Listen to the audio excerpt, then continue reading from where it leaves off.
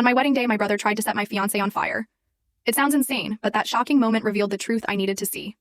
Okay, prepare yourself, because what I'm about to tell you, it's going to sound like something out of a movie. A horror movie, to be exact. I mean, who gets married only to have their brother burn the altar down and attack the groom right in front of 300 screaming guests? That was my wedding. And that was just the beginning of the nightmare.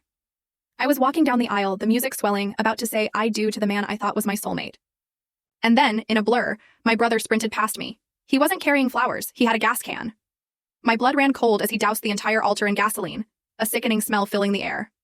Before anyone could even react, he lit it. Flames erupted, consuming the beautiful flowers, and then he tackled my groom straight into the burning chaos. My veil caught fire. Panic exploded.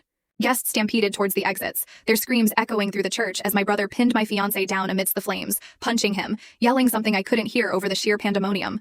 Groomsmen rushed in, wrestling my brother off while my fiancé rolled on the ground, his hands and arms covered in terrifying second-degree burns. My mother was sobbing so hard she actually threw up on her dress. My father was roaring, accusing my brother of destroying our family.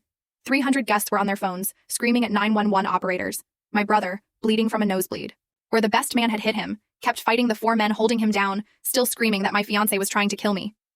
Everyone rushed to comfort my burned, bleeding fiancé, who was now crying. Elderly guests needed medical attention from the shock.